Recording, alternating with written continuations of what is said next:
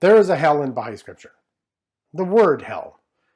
And there is a hell pretty much in every revelation that I know, and the concept of a place of punishment or a state of punishment. I've heard Baha'is say we don't believe in hell at certain times, and I do understand why that might be said, because the individual that we're speaking to has a definition of what that word means, just like the definition of infidel. It comes packed with all these ideas. But the definition of what that is in the scriptures is a different question compared to how we have defined it in our mind. There is certainly a future life. Heaven and hell are conditions within our own beings. So heaven and hell are states of being. They are not something external to us. They are conditions within our own beings. What is this paradise of heaven and hell? The Bab.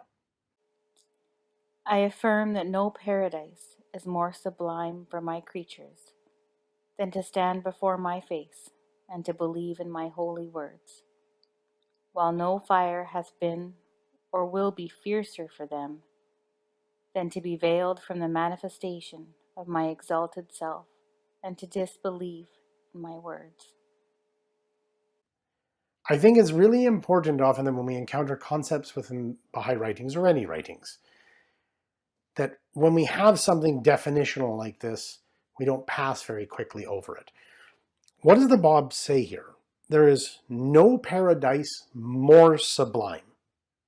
So no paradise is more sublime than to believe in his words and stand before his face. And it says, no fire hath been or will be fiercer. So there is no fire that you can think of that has been or will be fiercer than being veiled from the manifestation of God. They say, where is paradise and where is hell? Say, the one is reunion with me, the other thine own self. O thou who dost associate a partner with God and doubtest. Here in Baha'u'llah's writings, he says, where is paradise and where is hell? One is reunion, the other is your own self. And now this is a notion that actually, I think, comes up over and over and over again when we do studies of the state and station of the human being itself. We are, in our true self, a reflection of the divine being, of the manifestation of God. That manifestation of God itself is actually a image, the perfect image of the supreme deity. And we can either polish the mirror, an analogy often used within the Baha'i writings and others, and see the image of that light, or we can look to the frame of the mirror and actually ignore the light it is. That our own will, our own, if you will, baser, lower nature is hell here.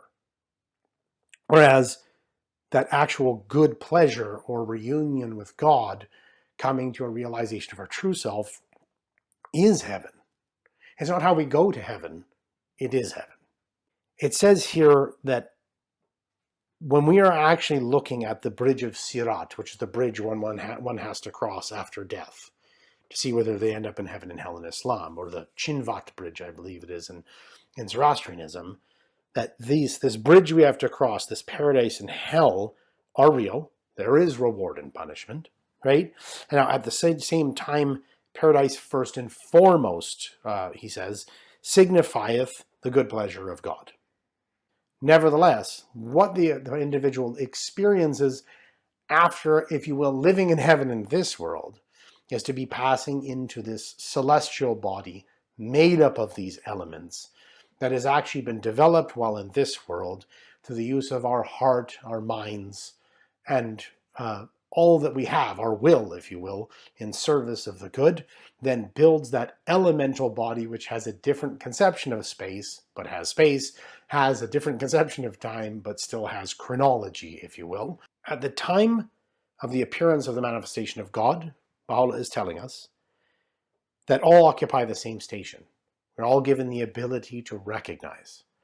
Once that happens, those who hears his call recognize in the words and teachings of the manifestation of God the true higher reality of their own self, answers that call. It says, he is in truth accounted amongst the inhabitants of paradise. Once this occurs, we are in paradise. And it says, he has traversed the bridge, the balance, and all that hath been recorded regarding the day of resurrection. That this actually is the resurrection of a being when they transfer from, if you will, base copper into gold, the process of recognizing what they truly are. Think again of the twins, standing on Main Street. If these two individuals, one, if you will, being lead and another being gold, one being completely encapsulated and actually bound within his own vices, within his own sensual desires and selfishness, to the degree he will oppress another soul, he will harm anyone around him to get what he wishes. His other soul, who is a complete, utter servant of humankind, and again a servant of the arts and sciences. If this one brother on this side suddenly transformed, recognizing that he himself had a real purpose in life, and it was to carry for an ever-advancing civilization, to make the earth one country with mankind, its citizens, to actually bring forward the best that he can in his own self and give that light to the world, in some sense, he really is not the same person. And that individual has actually been resurrected in the most great resurrection and has crossed the bridge, narrowly made, and fallen into heaven as opposed to hell.